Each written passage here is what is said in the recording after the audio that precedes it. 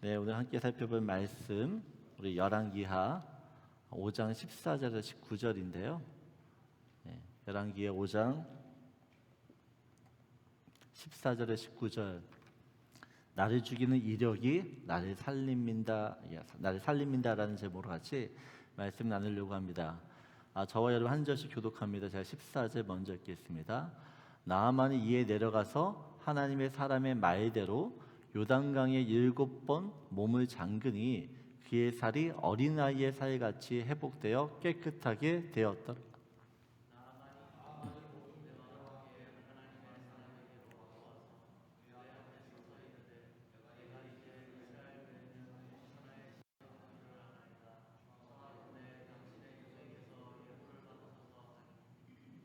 이르되 내가 섬기는 여호와께서 살아계심을 두고 맹세하노니 내가 그 앞에서 받지 아니하리라 하였더라. 나아만이 받으라고 강권하되 그가 거절하니라.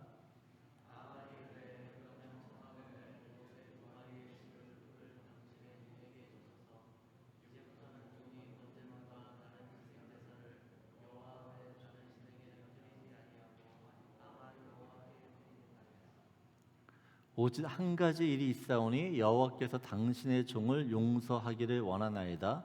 곧 내 주인께서 림몬의 신당에 들어가 거기서 경배하며 그가 내 손을 의지하심에 내가 림몬의 신당에서 몸을 굽히오니 내가 림몬의 신당에서 몸을 굽힐 때 여호와께서 이 일에 대하여 당신의 종을 용서하기를 원하나이다 하니.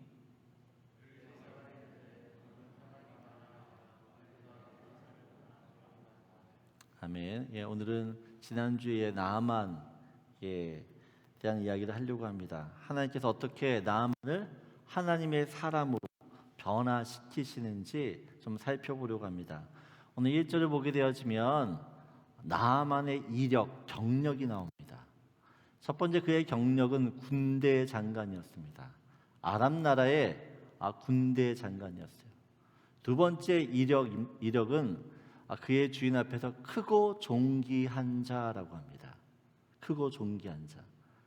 세 번째는 그는 아람을 구원했다라고 해요. 구국공신입니다. 그리고 그는 큰 용사라고 이야기를 해요. 그럼 나아만의 지금 이력, 경력을 보게 되어지면 그는 위대한 사람임에 틀림없습니다.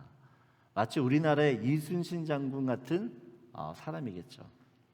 세상에서 군대 장관, 또한 크고 존귀한 자, 또한 구국공신, 큰 용사, 이 네 가지 이력 중에 하나만 있어도 그 사람은 자랑스러운 인생이고 또한 성공한 인생이고 행복한 인생일 것입니다.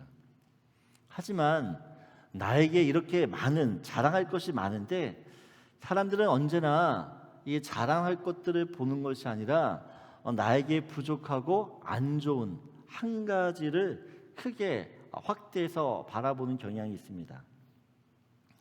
오늘 이 나아만에게는 네 가지 이력 외에 또 한 가지 이력이 있는데 그게 무엇입니까? 나병 환자라는 것이에요. 나병 환자. 이 나아만에게 있어 이 나병은 지금까지 자기가 쌓아왔던 이 모든 이력을 가릴 만한 치명적인 약점이었습니다. 분명 나아만은 자랑할 것도 많았고 내세울 것도 많았고 존경할 것도 많은 인생이었지만 이 나병이라는 것 때문에 그는 불행한 인생, 불쌍한 인생, 기구한 인생이 됩니다. 나아만은 생각했겠죠. 자신의 나병을 보면서 네 가지 이력 이거 필요 없으니까 난 몸만 건강했으면 좋겠다. 나병만 없어졌으면 좋겠다. 이런 생각을 했을지도 모릅니다. 그런데 정말 이 나아만에게 있어서 이 나병이 불행한 것이었냐라는 것이에요. 처음에는 불행한 것처럼 보였어요. 하지만 나중에는 이 나병이요 나아만을 행복하게 하는 그런 이력이 되는 것을 봅니다. 여러분 우리도 살면서 나아만처럼 화려한 이력, 굉장한 이력들, 경력을 가지고 있어요. 하지만 그 이력 뒤에는 남들이 알지 못하는 숨겨진 아픔의 이력들이 있습니다. 그것도 단 한 가지의 이력, 그것이 나의 발목을 붙잡기도 하고 나를 괴롭게 하기도 해요. 사람들이 그 한 가지만 쳐다보는 것 같고 그 한 가지 때문에 늘 어떻게 해요? 나는 부끄럽고 수치스럽고 창피하다라는 생각을 하게 되어져요. 여러분, 나병은 나에게서 굉장히 치명적인 약점과 핸디캡입니다. 나병이라는 병은 절대 고쳐지지 않는다라고 이야기했어요. 그런데 이 모든 나병을요, 이 나병을 모든 사람들이 가지고 있어요. 모든 사람들이. 구약의 나병은 오늘날 우리의 죄된 모습을 상징합니다. 이 나병이라는 것은 바이러스가 몸에 침투해서 신경 조직을 파괴하는 병입니다. 신경을 파괴하기 때문에 온몸이 썩어 문드러져 가는데도 불구하고 전혀 감각이 느껴지지 않아요. 결국에는 이 살이 썩어져 문드러져 결국 몸에서 떨어져 나가고 그로 인해 결국에는 죽게 되는 병이 나병입니다. 그런데 이 나병의 모습이 죄의 모습과 너무나 흡사하다라는 것이에요. 죄도 나병처럼 우리를 무감각하게 만듭니다. 죄 때문에 내 영혼이 썩어 문드러져 가는데도 전혀 느낌이 없어요. 자기가 지금 죽어가는데 죽는지 모른다는 것이에요. 여러분, 이 세상 사람들이 자기가 죽어가고 있다는 것을 몰라요. 여러분, 우리가 어떤 사람인가 하나님 앞에서 보면 다 영적인 나병 환자들이라는 사실이에요. 그런데 이 나병이 사람을 죽이기도 하지만 반대로 이 나병 때문에 사람이 살기도 합니다. 왜냐하면 자신이 영적인 나병에 걸렸다라고 생각하는 사람, 아는 사람은, 깨닫는 사람은 나만처럼 살 길을 찾아 나서기 때문에 그러세요. 우리 인생을 보세요. 나만처럼 형통할 때, 성공할 때, 평안할 때, 문제가 없을 때 우리가 하나님을 찾는가? 여러분, 인간은 절대 하나님 찾지 않습니다. 하나님이 눈에 들어오지 않아요. 하지만 인생의 나병에 걸리게 되어지면 어쩔 수 없이 하나님 앞에 엎드러질 수밖에 없어요. 살려달라고 기도할 수밖에 없습니다. 하나님을 찾게 되는 것이에요. 여러분, 나만이 가지고 있던 이 세상적인 이력과 경력은 대단한 것이었어요. 하지만 그 이력이, 그 경력이 나만을 살리는가? 오히려 가장 부끄럽고 수치스럽고 나를 아프게 하고 힘들게 하고 괴롭게 했던 이 나병이 나만을 살려요. 그리고 하나님이 일하시는 방법이기도 합니다. 우리나라에 강영우 박사라는 분이 계셨어요. 우리나라 최초로 UN 부의장 또한 미국 차관보에 오른 인물입니다. 근데 이분은 시각장애인이었어요. 시각장애인으로 처음으로 미국에 가서 박사학위를 따고 또한 UN 부의장과 미국 차관보에 오른 입지적인 인물이에요. 이분이 1944년생이십니다. 이분이 중학교 때 실명을 하게 되어져요. 여러분, 1950년대, 60년대 한국에서 시각장애인으로 산다? 여러분, 이건 불행이에요. 불행. 여러분, 우리 한국 사람이 얼마나 이 장애를 가진 사람들의 편견과 이 선입견을 가지고 사는지 몰라요. 여러분, 그 당시 시각장애인이 최고로 가질 수 있는 직업 안마사 정도예요. 안마사. 그런데 이 강영우 박사는 자기가 시각장애인이었기 때문에 성공했다라고 이야기를 합니다. 그러니까 이렇게 생전에 고백을 했습니다. 이분이 6년 전에 돌아가셨는데 그가 이렇게 이야기해요. 저의 실명을 통해 하나님은 상상할 수 없는 역사들을 이루어내셨습니다. 실명에 좌절했지만 정작 실명한 것이 제 인생의 대박이었습니다.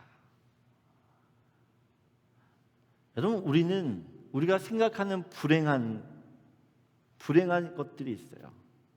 근데 이 불행이 정말 나를 불행하는 것이 아니라 하나님 입장에서는 우리가 생각하는 그 불행을 통해서 어떻게요?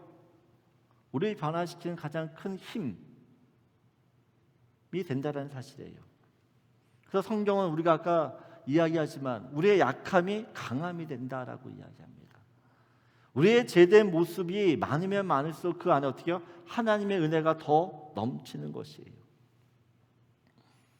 나중에 시간이 지나 나아만이 자기에게 있던 이 나병을 어떻게 평가했을까요?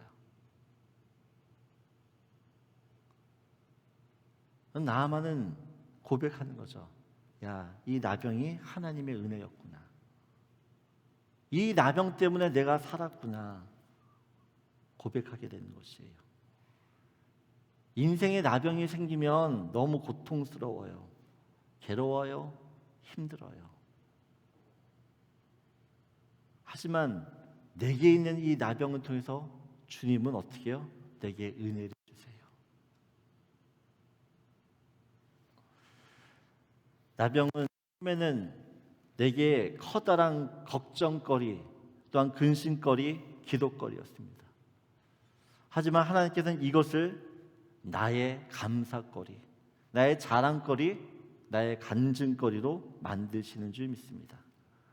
모든 사람이 다 나병에 걸렸어요. 그 나병이 나를 죽이는 것이 아니라 나를 살리는 나병임을 우리가 기억했으면 좋겠습니다. 나병을 통해 놀랍게 일하시는 그 하나님, 그 나병을 고치시는 그 하나님을 이 한 주간도 바라볼 수 있고 우리의 믿음을 그분께만 다시 한번 쏟을 수 있는 저와 여러분에게 소원합니다. 그래서 첫 번째 나누고 싶은 말씀입니다. 우리 같이 읽겠습니다. 인생의 나병은 하나님을 만나게 하는 축복이 됩니다.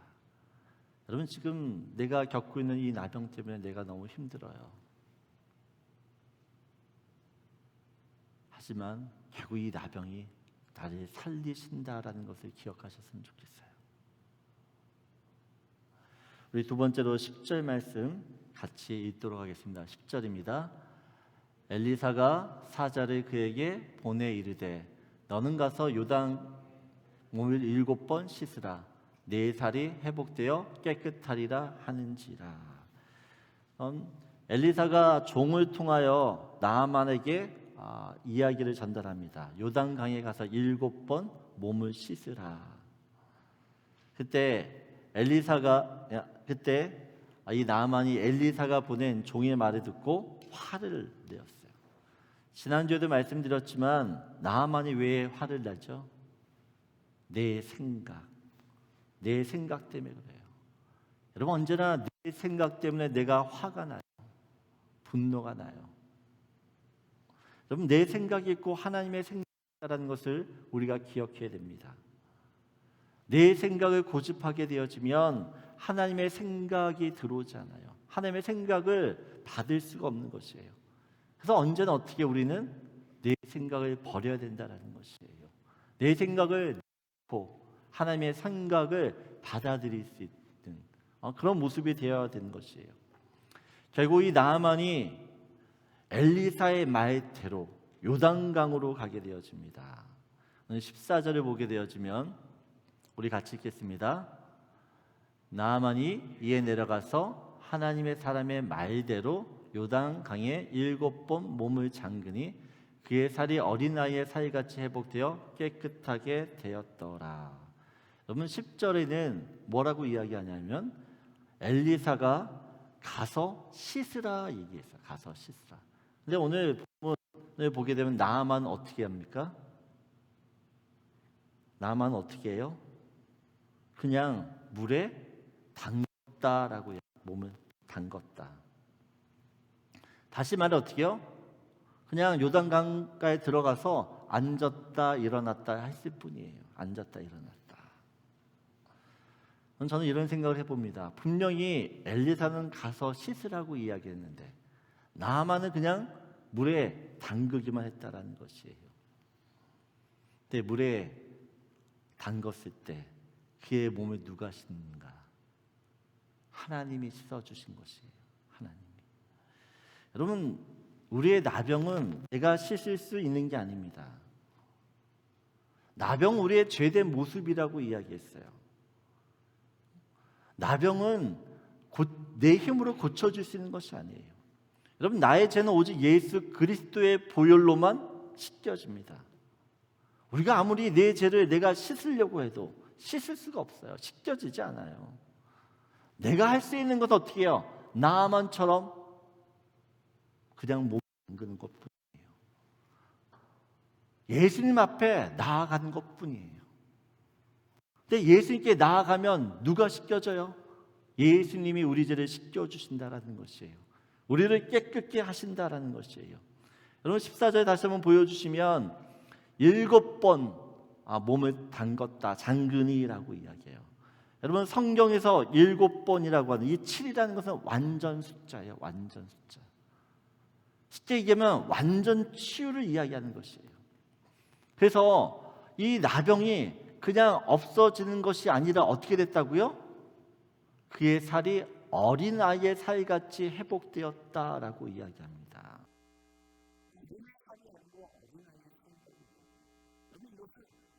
완전히 다른 모습으로 변화되었다라는 것이에요. 변화되었다. 쉽게 얘기하면 고린도 후서 5장 17절 보게 되어지면 우리가 읽겠습니다. 그런즉 누구든지 그리스도 안에 있으면 새로운 피조물이라. 이전 것은 지나갔으니 보라 새 것이 되었도다. 여러분 다른 존재가 되었다라는 존재, 다른 피조물이 되었다라고 이야기하는 것이에요. 여러분 하나님 우리를 씻기신다라고 하는 것은 완전한 용서를 의미해요. 하나님의 완전한 용서를 받게 된다라는 것은 더 이상 정죄함이 없다라는 이야기예요. 정죄함. 여러분 하나님은 우리를 정죄하시는 분이 아니세요. 우리를 오직 정죄하고 참소하는 대상은 누구예요? 사단밖에 없습니다. 사단밖에.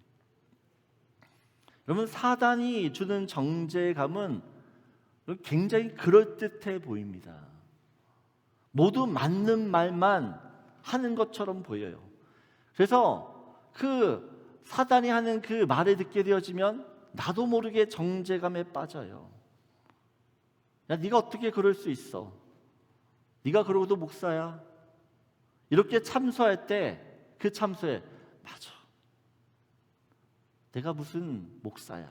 라고 맞장구를 치는 그 순간 사단의 계략에 넘어가는 것이에요. 사단의 전략은 언제나 나를 어떻게 해요? 스스로 포기하게 만들어요.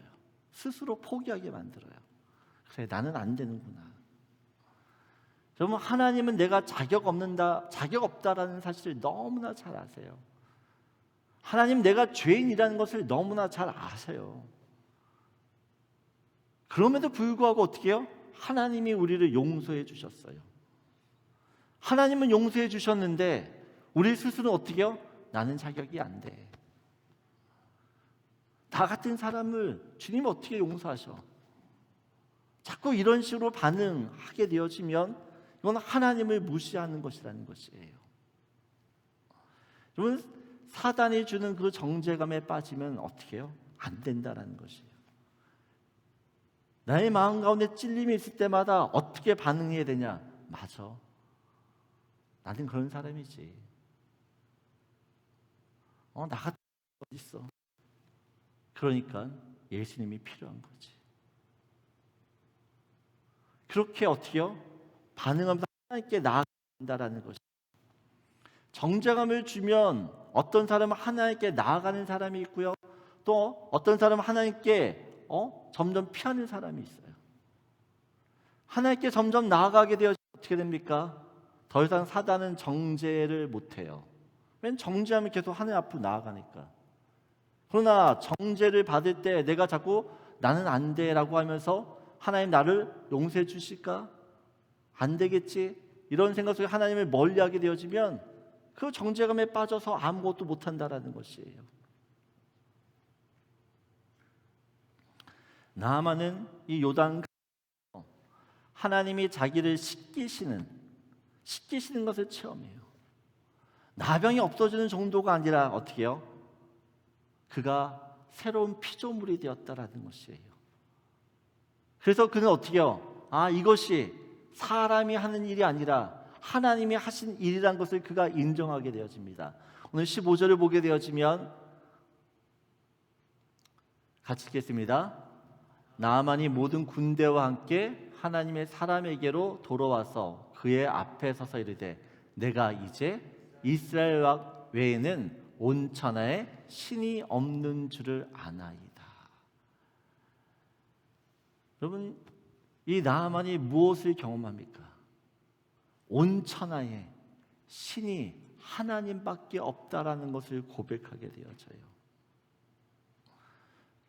여러분, 나아만에게 있어서 이 요단강은 죽기보다 들어가기 싫은 곳이었어요.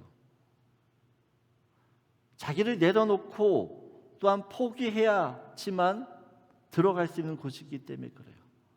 하지만 하나님께서는 내가 들어가기 싫어하는 그곳에서 나를 씻기세요. 나를 만지세요. 나를 새롭게 하세요. 그리고 어떻게 해요? 나로 하여금 하나님을 인정하게 만드세요. 하나님이 하신 하나님. 이번 한 주간 우리가 다 다시 한번 이 하나님의 은혜의 강 요단 강물에 나를 담글 때 하나님이 나를 깨끗게 하시는 그 은혜를 경험할 수 있는 저 여러분들에게 소원합니다. 그래서 두 번째 같이 나누고 싶은 말씀이에요. 우리 같이 읽겠습니다. 나를 씻겨 나를 온전케 하는 건 예수님의 보혈뿐입니다. 여러분, 내가 씻김을 받기 위해서는 하나님 앞으로 가야 돼요. 예수님 앞에 나아가기만 하면 예수님이 나를 씻겨주세요. 그럴 때 우리는 깨끗해질 수 있게 되는 줄 믿습니다. 우리 마지막으로 17절입니다. 우리 17절 같이 읽겠습니다.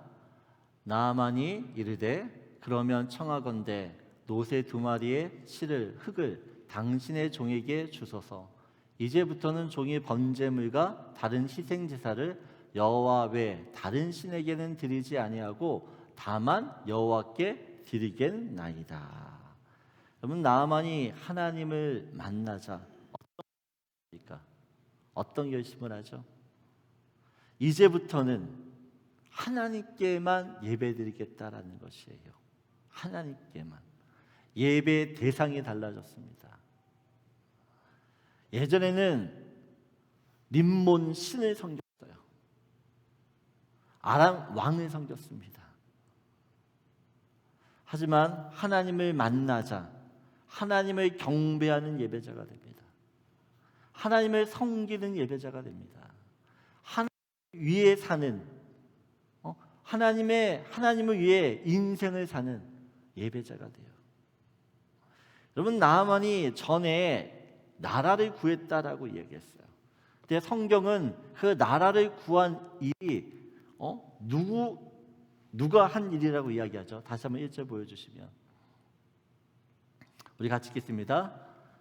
아람 왕의 군대 장관 나아만은 그의 주인 앞에서 크고 존귀한 자니 이는 여호와께서 전에 그에게 아람을 구원하게 하셨습니다. 여러분, 성경에는 아람 나라를 누가 구원한 것이에요? 하나님이 구원한 것이에요. 하나님이. 여러분, 하나님께서는 나아만이 하나님을 알기도 전에, 하나님을 믿기도 전에 그의 인생 가운데 어떻게 해요? 간섭하고 계세요. 나중에 나아만이 하나님을 만났잖아요. 그리고 그의 인생을 이렇게 딱 뒤돌아보면 무엇을 깨달았을까요? 자기가 능력이 있고 또한 자기가 싸움을 잘하고 전쟁을 잘해서 아람을 구원했다라고 생각했을까요? 하나님을 만나지 않았을 땐 그렇게 생각했을 것이에요.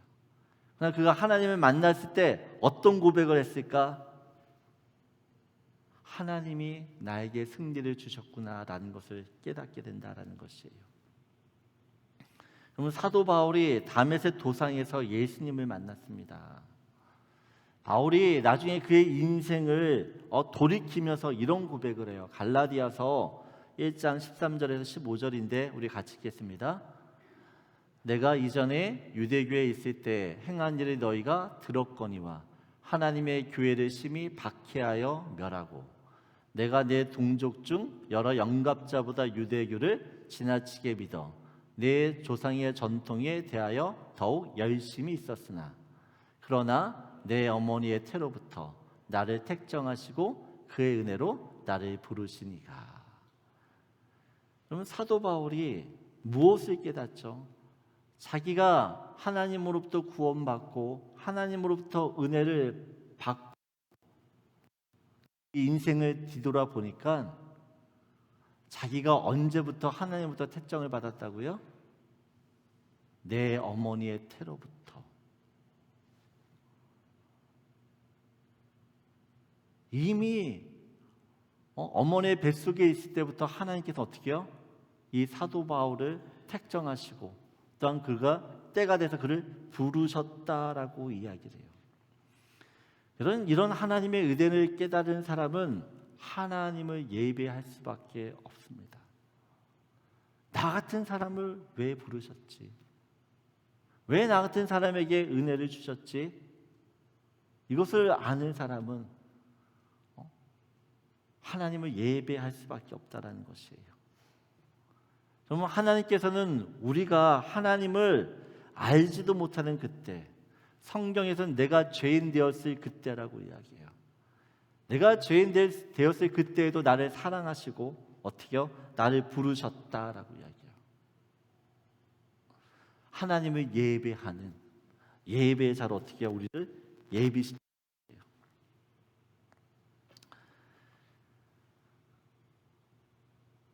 하나님이 우리를 부르셨습니다. 왜요? 우리의 예배를 나를 통해 하나님을 예배하기를 위해서요. 그런데 오늘 본문 중에 이런 얘기가 있죠. 나아만이 엘리사에게 나 이제 하나님께만 예배 드릴 거야 라고 하면서 한 가지 조건 단서를 답니다. 18절을 보게 되어지면 그 단서가 뭐냐? 아람 나라에 다시 돌아가게 되어지면 내가 림몬의 신당에 들어갈 수밖에 없다. 왜냐하면 왕이 항상 나의 부축을 이제 잊고 그 신당에 어쩔 수 없이 나도 그 신당에 몸을 굽혀야 된다. 용서해 달라고 이야기를 해요. 여러분 지금 이 나아만이 엘리사의 이야기를 들으면서 어떤 생각을 하십니까? 어떤 생각? 한번 예수를 믿었으면, 아니 하나님을 만났으면 또 하나님만 섬기겠다고 하면 섬겨야지 뭐 이렇게 단서를 다뤄. 처음엔 저도 그렇게 생각을 했어요. 근데 여러분 믿음에는 단계가 있어요. 단계. 나만 지금 하나님 어떻게 해요? 지금 만났어요. 기적 같은 일을 체험했고 하나님이 어떤 분인지 알았어요. 그렇다고 하나님을 잘 아는 게 아닙니다. 앞으로 이 나아만은 하나님을 예배하면서 하나님이 어떤 분이신지를 더 많이 알아갈 것입니다. 여러분 우리가 믿음 생활했지만 나아만도 어떻게 보면 넘어야 할 산이 많다라는 것이에요. 중요한 사실은 나아만이 이제 하나님을 믿었기 때문에 하나님께서 어떻게 그의 인생을 붙드시고 또한 그를 하나님의 사람으로 만들어 가실 것이에요. 그러면 아브라함도 믿음의 조상이 되기까지 어떻게 해요? 30년 이상의 시간이 걸리게 됩니다. 모세가 출애굽을 인도하는 그 지도자가 되기까지는 80년이라는 시간이 지나야 했어요. 여러분 베드로가 수제자였지만 정말 3년 반 동안 예수님과 동고동락하면서 살면서 그런 실패를 경험하면서 결국 어떻게 해요? 그가 믿음의 사람이 된 것을 기억합니다. 나아만도 이제 그렇다라는 것이에요.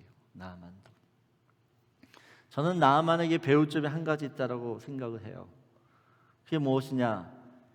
나아만이 하나님을 만났을 때 나아만은요, 하나님 앞에서 자기가 할 수 있는 최선의 결심, 믿음의 다짐을 했다라는 것이에요. 나는 앞으로 예배자로 살겠다.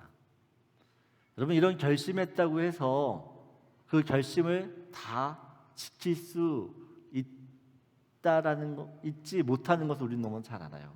우리가 결심하고 우리가 다짐해도 우리 그 결심과 그 다짐대로 살지 못하잖아요. 그러나 이런 결심 때문에 결국에는 하나님께서 나만을 더 하나님이 원하신 모습으로 이끌어 간다는 것입니다. 그래서 19절을 보게 되어지면 엘리사도 어떤 이야기를 해요? 평안히 가라라고 이야기해요. 평안히 가라. 여러분, 저는 하나님 앞에서 이 믿음으로 결심하고 결단하는 것이 매우 중요하다라고 생각합니다.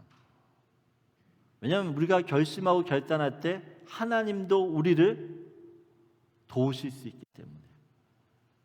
여러분, 내가 결심한다, 내가 또한 다짐한다, 저는 이것을 이렇게 해석을 해요. 내가 하나님께 협조하겠다, 하나님의 도우심을 받겠다. 우리가 예배를 드리고 말씀을 듣고 함께 기도하잖아요. 기도하는 이유가 그겁니다. 내가 다짐하고 내가 결심할 때 하나님 나를 도와달라는 것이에요. 나를 붙들어 달라는 것이에요. 내 힘으로는 안 되기 때문에 주님이 나를 붙들어 주셔야지만 내가 감당할 수 있다라는 것이에요. 하나님께서는 이방신을 섬기고 있던 나아만을 예배자로 부르시고 세우셨습니다. 그리고 매일의 삶 속에서 어떻게 해요? 예배단을 쌓게 하셨어요. 하나님께서 우리에게 원하시는 것이 무엇일까요? 하나님이 우리에게 원하는, 하나님은 우리가 하나님을 예배하기를 원합니다. 내가 어디를 가든 무엇을 하든 그 자리에서 예배를 쌓고 하나님의 이름을 부르기를 원하세요. 이번 한 주간도 하나님이 예배를 받기를 원하십니다. 그 예배를 그 하나님 앞에 예배 드릴 수 있는 저 여러분들에게 소원합니다. 우리 마지막으로 함께 나누고 싶은 말씀입니다. 우리 함께 같이 읽겠습니다. 하나님께서는 오늘도 한 사람의 예배자를 세우기에 일하십니다. 하나님이 오늘도 예배자를 찾으십니다.